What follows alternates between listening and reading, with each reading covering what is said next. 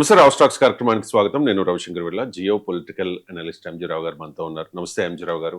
Trump కి మళ్ళీ తిక్కలేసినట్టుగా కనిపిస్తోంది. ఒక పక్క శాంతి చర్చలు అంటూ ఉన్నాడు, నేనే గెలిచాను అని ప్రగల్భాలు పలుకుతూ ఉన్నాడు. మరోవైపు ఈ గ్రౌండ్ ఫోర్సెస్ ని ఇరాన్ భూతాల మీదకి పంపించే ప్రయత్నం కూడా చేస్తూ ఉన్నట్టుగా తెలుస్తోంది. అంటే గత 27 రోజులుగా మీరు ప్రతిరోజు కూడా యుద్ధ తీరు ఏ రకంగా ఉంది, ఈ పరిణామాలన్నీ కూడా జియో పొలిటికల్ అనలిస్ట్గా ఎక్స్ప్లెయిన్ చేస్తూ ఉన్నారు. సో 27వ రోజు యుద్ధం ఎలా ఉంది, అంటే యుద్ధం ముగిసే అవకాశాలు ఏమైనా కనిపిస్తూ ఉన్నాయా, అండ్ లేటెస్ట్ వార్ అప్డేట్స్ ఏంటి? ఎస్ అండి, ఈ రోజుకి ఈ ఇరాన్ ఇజ్రాయెల్ యుద్ధం మొదలయ్యి మనకి 27వ రోజు. అంటే United States of American president ఏంటంటే గత యుద్ధం అంటే ఫిబ్రవరి 28న ఆపరేషన్ ఎపిక్ ఫ్యూరీ అంటూ ఆయన మొదలుపెట్టిన యుద్ధం మొట్టమొదటి రోజు నుంచి కూడా ఒక పక్క భీకర యుద్ధం చేస్తూనే మరో పక్క శాంతి అంటున్నాడు.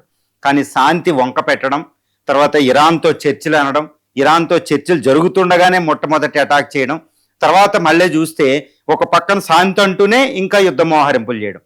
ఇప్పటికి 27వ రోజు యుద్ధం. ఒక పక్కన 5 రోజుల పాటు ఇరాన్ ఎనర్జీ రీసోర్సెస్ మీద, థర్మల్ పవర్ ప్లాంట్ మీద అటాక్ చెయ్యను నేను అనుకుంటూ ఒక పక్కన అద్భుతంగా ప్రకటించాడు. ప్రపంచం అంతా అబ్బా యుద్ధం తగ్గుతుందనుకుంది. ఎన్నో దేశాలు మీడియేటర్కి వెళ్తున్నాయి. ఇంకా శాంతి చర్చలు ఒక పక్కన జరుగుతూనే ఉండగా ఇప్పుడు మళ్ళీ ట్రంప్కి, మీరు అన్నట్టు ట్రంప్కి తిక్కెక్కిందా అన్నట్టు ఒక పరిస్థితి అనమాట. ఎందుకంటే దెబ్బతిన్న పులి అనమాట ఒక రకంగా యునైటెడ్ స్టేట్స్ ఆఫ్ అమెరికా. అంటే నేను ఇక్కడ యునైటెడ్ స్టేట్స్ ఆఫ్ అమెరికా మాట్లాడుతున్నా, ట్రంప్ అని మాట్లాడుతున్నా. United States of America is the great nation. తిరుగులేని శక్తి, ఆర్థికంగా, సామాజికంగా, సాంస్కృతికంగా, మిలిటరీ పరంగా ఒక తిరుగులేని శక్తి United States of America. Democratic country కూడా, ప్రపంచానికి సూపర్ పవర్. కానీ దాన్ని నడిపే నేత ట్రంప్ ఈరోజు తొందరపాటు నిర్ణయాలు, వారు ఏ టైంలో చేయాలి, ఎవరితో చేయాలి, వ్యూహాత్మకంగా వారు చేయడం లేదు. అందుకని ఇరాన్తో ఈరోజు చాలా పెద్ద ప్రాబ్లంలో ఉన్నాడని తెలుస్తుంది అనమాట. ఇప్పుడు ఇరాన్తో శాంతి 15 పాయింట్ల ఫార్ములాలు ఇచ్చాడు. ఒక పక్కన జరుగుతుంటే ఇప్పుడు లేటెస్ట్ రిపోర్ట్లు ఏంటంటే 27వ రోజు గత 24 గంటలు మనం చూస్తే United States of America Donald Trump తన ఆర్మీకి ఆదేశాలు ఇచ్చినట్టు తెలుస్తుంది. ఇప్పుడు అక్కడ యుఎస్ మెరైన్స్ తన ట్రిపోలి నౌక ద్వారా యుఎస్ మెరైన్స్ 2500 మంది ఇక్కడ గల్ఫ్లో మోహరించారు. ఈ స్పెషల్ ఫోర్సెస్, అపాచీ హెలికాప్టర్లు, తర్వాత ఏహెచ్ గ్రౌండ్ భూతల దాడులు నిర్వహించే ఎయిర్ క్రాఫ్ట్లతో, అంటే ఈ ఇరాన్ మీద భూతల దాడులకి అమెరికా సన్నద్ధం అవుతుంది అనే రిపోర్ట్లు ఇక్కడ మనకి పూర్తిగా వచ్చింది రాయిటర్స్ నుంచి ఇవి. తర్వాత యుఎస్ వైట్ హౌస్లో స్పోక్స్ పర్సన్ లిట్టన్ మాట్లాడుతూ, మేము we will hit the Iran hardly, అంటే ఆ పదం ఏంటంటే ఇరాన్ని నరకం చూపిస్తారు మా ట్రంప్ అంటూ ఆవిడ మాట్లాడడం. ఇవన్నీ మనం చూస్తూ ఉంటే అమెరికా ఏంటంటే యుద్ధ సన్నద్ధత అలాగే ఉంది, భూతల దాడులకి పాల్పడుతుంది. అదేంటంటే శాంతి అనే యొక్క గొడుగు కింద, శాంతి అని చెప్తూనే ఎదుటి శత్రువుని ఏంటంటే ఆదమర్చలా చేయడం, వెళ్ళి అటాక్ చేయడం. గత జూన్లో అంటే 8 నెలల క్రితం 12 రోజుల యుద్ధం ఆపరేషన్ మిడ్ నైట్ హ్యామర్ నిర్వహించినప్పుడు కూడా డొనాల్డ్ ట్రంప్ అదే 10 రోజులు టైం ఇవ్వడం, తర్వాత రోజే అటాక్ చేసేయడం. రీసెంట్గా ఇరాన్తో జెనీవాలో డిస్కషన్ అవుతున్నాయి, మస్కట్లో డిస్కషన్ అవుతున్నాయి. ఒక పక్కన వెళ్ళి సడన్గా ఇరాన్ మీద యుద్ధం ప్రకటించేసి ఇజ్రాయెల్, అమెరికా. ఇప్పుడు కూడా మళ్ళీ యుద్ధం మధ్యలో శాంతి అంటూనే ప్రపంచంలో ఆయిల్ రేట్లు తగ్గించేటట్టు ఏదో కొంచెం రిలీఫ్ ఇవ్వడం, స్టాక్ మార్కెట్ మళ్ళీ కోలుకునేటట్టు చేయడం, ఆ ఒత్తిడిని తగ్గించుకోవడం, యుద్ధ సన్నద్ధం అయిపోతున్నాడు. ఎక్కడా కూడా యుద్ధాన్ని మార్చి అది ఆపేద్దామనే ఆయన ఉద్దేశం లేనట్టు ఆయన ఇంటెన్షన్ మనకి బయటకు వస్తుంది. ఇప్పుడు ఆయన 2500 మంది మెరైన్ ఫోర్సెస్ని అక్కడ మోహరించడం, దాంతోపాటు ఇప్పటికే అక్కడ గల్ఫ్లో ఉన్న 50,000 మంది ఆర్మీ అక్కడ ఉండడం, ఎయిర్ క్రాఫ్ట్ క్యారియర్, ఇంకా యుఎస్ఎస్ అబ్రహం లింకన్ అక్కడే ఉంది, యుఎస్ఎస్ గెరాల్డ్ ఫోర్ట్ వెనక్కి వెళ్ళడం జరిగింది. కానీ వందలాది షిప్పులు, న్యూక్లియర్ సబ్మెరైన్స్ ఇవన్నీ అక్కడే ఉన్నాయి. ఆర్మీ ఎయిర్ బేసెస్ అక్కడ కూడా 27 ఉన్నాయి. గల్ఫ్ కంట్రీస్లు కోఆపరేషన్ తీసుకోవడం, ఇంకా కొన్ని కంట్రీస్లు సపోర్ట్ తీసుకోవడం, హర్మూజ్ స్ట్రైట్ను ఓపెన్ చేయించడానికి ఇరాన్లో రిజైమ్ చేయించడం అనే లక్ష్యాలు అక్కడ మారలేదు. మరి ఎందుకు ట్రంప్ ఇలా వ్యవహరిస్తున్నాడంటే రీజన్ ఒకటేనండి. ఏంటంటే యుఎస్ ప్రెసిడెంట్ చెప్తున్నాడు, అంతకుముందు వారం రోజుల క్రితం ఒక మాట చెప్పాడు. ఏంటంటే నేను యుద్ధం మానాలని ఉంది, కానీ ఇజ్రాయెల్ అగ్రిమెంట్ తీసుకోవాలి అని. ఇప్పుడు ఇజ్రాయెల్ ఏంటంటే యుద్ధానికి, శాంతి ప్రపోజల్కి ఎక్కడా కూడా బెంజమిన్ నెతన్యాహు ఇజ్రాయెల్ అంగీకరించడం లేదు. ఎందుకంటే ఇజ్రాయెల్, అమెరికా వేరు, ఇజ్రాయెల్ అక్కడ ఆ రీజన్ ఆ ప్రాంతంలో ప్రాంతీయ శక్తిగా అది ఏంటంటే ఇరాన్ అస్తిత్వం ఉండకూడదు, ఇరాన్లో ప్రభుత్వాన్ని మార్చాలి, ఇరాన్ అణు కార్యక్రమం ఉండకూడదు, ఇరాన్లో బాలిస్టిక్ మిసైల్ ఉండకూడదు, ఆ విధంగా ఇరాన్ అంతటి సర్వనాశనం అవ్వాలనే లక్ష్యంతో అక్కడ ఇజ్రాయెల్ ఉంది. కాబట్టి ఈ లక్ష్యాలు పరిపూర్ణం అవ్వకుండా ఇజ్రాయెల్కు యుద్ధం ఆపడం ఇష్టం లేదు. కాబట్టి అమెరికన్ ప్రెసిడెంట్ మీద పూర్తిగా ప్రెజర్ తెస్తున్నట్టు తెలుస్తుంది. వ్యూహాత్మకంగా ఏంటంటే యుద్ధం ముందుకెళ్లేటట్టే ఇజ్రాయెల్ వ్యవహరిస్తుంది. గుర్తుపెట్టుకోవాలి, ఫిబ్రవరి 28వ తారీఖున యుద్ధం మొదలైన తర్వాత ఎక్కడైనా ఇటు ఇరాన్ పైచేయి వస్తుందన్నా లేకపోతే యుద్ధం శాంతి వైపు, యుద్ధం ఆగి శాంతి వైపుకు వెళుతుందనే సూచన వచ్చినప్పుడల్లా ఇజ్రాయెల్ ఒక్కొక్క దాడి చేసే తీవ్రమైన దాడి. అందులో ఒక ఉదాహరణ ఏంటంటే ఇజ్రాయెల్ వెళ్ళి అమెరికా ఇరాన్ యొక్క అణు రియాక్టర్ని అటాక్ చేయడం అమెరికా కాకుండా ఇజ్రాయెల్ చేసింది. ఎనర్జీ రిసోర్సెస్ని అటాక్ చేయడం, ఆయిల్ డిపోస్ని పేల్చేయడం టెహరాన్లో, ఇదంతా ఇజ్రాయెల్ చేసింది. కాబట్టి ఇరాన్ దీనికి ప్రతిస్పందనగా చేసింది. ఎక్కడ కూడా ఇరాన్ ప్రియంటివ్ అటాక్ చేయలేదండి. ఇజ్రాయెల్కి అమెరికాకి ప్రతిస్పందనగానే ఇరాన్ ప్రతిఘటన అటాకులు చేసింది. అదే ఈ యొక్క కాబట్టి ఈ విధంగా చూస్తే ఇజ్రాయెల్కి ఏంటంటే యుద్ధం నడవాలి, ఇరాన్ నాశనం అవ్వాలి, అప్పుడు దాకా ఆగడం లేదు. అంటే ట్రంప్ మీద ఈ జూయిస్ లాబీ భయంకరంగా ఒత్తిడి తెస్తున్నట్టు తెలుస్తుంది. అందుకే ఇప్పుడు మళ్ళా డొనాల్డ్ ట్రంప్ భూతల దాడులకు పాల్పడుతున్నారు. మరి దీనికి ఇరాన్ ప్రతిస్పందన ఏంటంటే నిన్న తీవ్రంగా ప్రతిస్పందించడం జరిగింది. ఒకవేళ అమెరికా భూతల దాడులకి పాల్పడితే మా మీద మేము చూసుకుందాం, మా IRGC రెడీగానే ఉన్నాయి.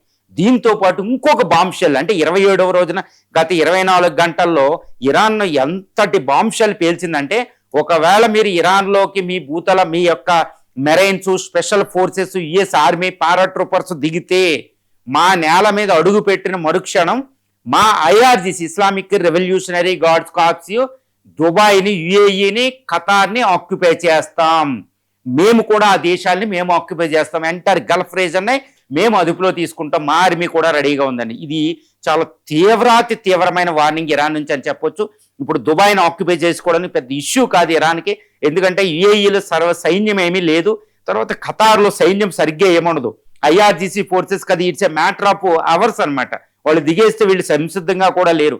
అమెరికన్ ఫోర్సెస్ అక్కడ బిజీ అయ్యి ఉంటాయి, వాళ్ళు ఏమీ చేయలేరు. కాబట్టి ఇరాన్ మీదకి అమెరికా సైన్యం వెళ్తే IRGC ఫోర్సెస్ ఇరానియన్ సైన్యం ఖతారు, UAEలకి దిగుతారు, UAE, దుబాయ్. ఇవి అంటే ఎలా ఉండబోతుందో చూడండి. మరి అమెరికా, మరి ట్రంప్ దీన్ని బట్టి చూస్తుంటే ట్రంప్ మళ్ళా తిక్క పని చేస్తున్నాడా, మళ్ళీ ఒక చాలా అంటే వ్యూహం లేకుండా ఒక రకంగా మళ్ళీ ప్రపంచాన్ని ఆందోళనకు గెంటుతున్నాడని చెప్పొచ్చు. ఇప్పటికే ప్రపంచం అంతా అల్లకొల్లోలం అయిపోయిన పరిస్థితి. ఇప్పుడు 27వ రోజు చూస్తే భారతదేశంలో కూడా ఒక లాక్డౌన్ పరిస్థితి, పెట్రోల్ బంకుల దగ్గర queue, panic bookings, gas bookings, తర్వాత వర్క్ ఫ్రమ్ హోమ్లు ఇండియాలో స్టార్ట్ అయిపోయినాయి.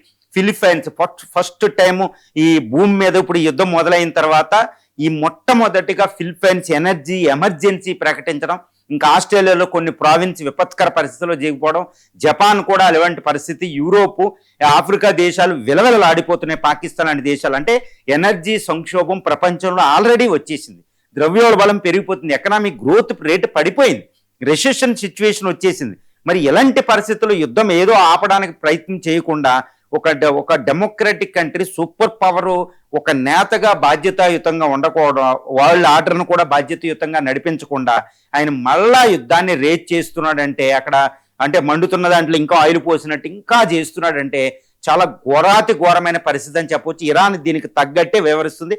అసలు డొనాల్డ్ ట్రంప్ శాంతి అంటేనే నమ్మే పరిస్థితులు ఇరాన్ లేదు. డొనాల్డ్ ట్రంప్ శాంతి అంటేనే అమెరికన్స్ కూడా నమ్మే పరిస్థితి లేదు.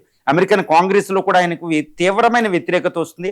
అసలు యుద్ధం ఎందుకు చేస్తున్నాడు, ఏ లక్ష్యం కోసం చేస్తున్నాడు, ఏ వ్యూహంతో ఈయన ట్రంప్ యుద్ధం చేస్తున్నాడో కూడా అర్థమవని పరిస్థితి అనేది ఇక్కడ దాపురించింది. గత 24 గంటల్లో యుద్ధ స్థితిగతులు మనం పరిశీలిస్తే యుద్ధం మళ్ళా తారాస్థాయికి చేరింది. ఎందుకంటే ఇరాన్ మీద ఇజ్రాయెల్, అమెరికన్ ఫోర్సెస్ దాడులు చేస్తూనే ఉన్నాయి.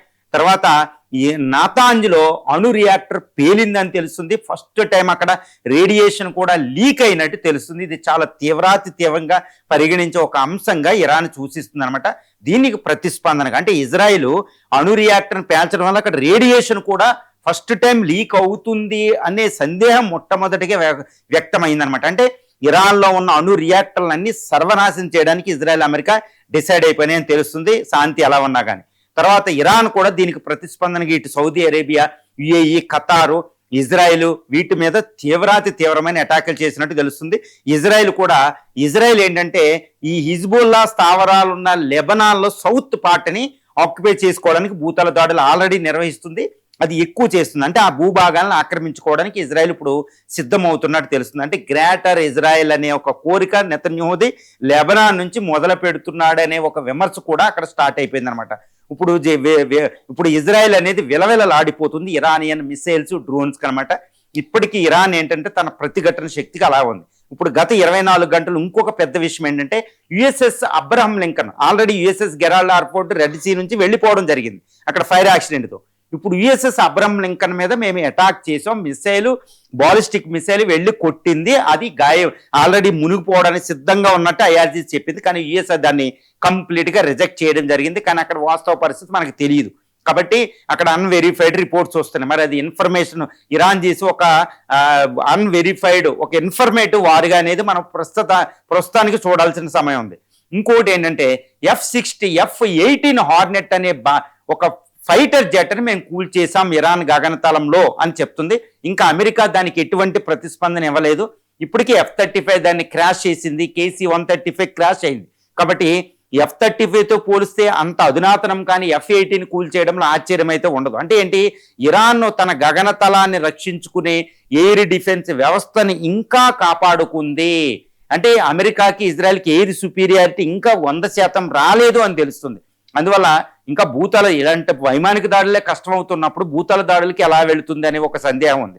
కానీ ఇక్కడ ఒకవేళ United States of America president ఈ భూతల దాడులకి వెళ్తే మాత్రం ఈ యుద్ధం మళ్ళా ప్రజ్వరిల్లుతుంది, మళ్ళా భీకరంగా మొదలవుతుంది. దీంతో పాటు యుఎస్లో ఇప్పుడు ప్రపంచవ్యాప్తంగా ఆయిల్ గ్యాస్ సంక్షోభాలు ఎక్కువైపోయి ప్రపంచం ఆర్థిక సంక్షోభం వైపుకు వెళ్లే అవకాశం ఉంది. అందుకనే యుఎస్ ప్రెసిడెంట్ మీద ఒక పక్కనేమో యుద్ధాన్ని ఆపు అనేది ఒక ప్రెజరు డొమెస్టికల్ కూడా, కానీ ఇటు ఇజ్రాయెల్ నుంచి గల్ఫ్ కంట్రీస్ ముఖ్యంగా సౌదీ అరేబియా యుఏఈలు ఇరాన్ నాశనం చేసేదాకా నువ్వు వెళ్ళకూడదు అన్నట్టు ఒకటి ఇజ్రాయెల్ కూడా అదే చెప్తుంది. కాబట్టి ట్రంప్ నలిగిపోతున్నాడు. ఇప్పుడు ట్రంప్ మాత్రం ప్రస్తుతానికైతే ఆయన నా అభిప్రాయం ప్రకారం కూడా ఆయన శాంతి కంటే యుద్ధమే బెటర్ అనుకుంటున్నాడు అని తెలుస్తుంది. ఎందుకంటే ఆయన ఇరాన్కి పంపించిన శాంతి 15 పాయింట్ పీస్ డీల్ అనే దాంట్లో ఇరాన్ ఒప్పుకోదనే తెలిసే విషయం ఆయన పంపినట్టున్నాడు. అంటే ఏంటి, యుద్ధానికి ఆయన మొగ్గు చూపుతున్నట్టు ఇక్కడ తెలుస్తుంది. ఇరాన్ కూడా అదే విధంగా ప్రతిఘటిస్తుంది. కాబట్టి 27వ రోజుకి యుద్ధం ఒక పక్కన శాంతి చర్చలు జరుగుతున్నాయి. శాంతి అంటూనే ఏ పక్షానికి ఆ పక్షం భయంకరమైన యుద్ధం చేస్తున్నారు. ఇప్పటికీ తీవ్ర ప్రాణ నష్టం, ఆస్తి నష్టం ఎక్కువ అవుతుంది. మోడర్న్ వెపనరీ అక్కడ వేలాది మిసైల్స్, వేలాది డ్రోన్లు అక్కడ పేలడం అనేది నిత్యకృత్యంగా మారిపోయింది. గల్ఫ్ అంతా ఇప్పుడు ఎనర్జీ అనేది వీటి విషయాల మీద ఎక్కువ దాడి, అంటే భవిష్యత్తు యొక్క ఆస్తులైన ఎనర్జీ గ్యాస్ మీద అక్కడ దాడులు చేసుకోవడం మనం చూస్తున్నాం.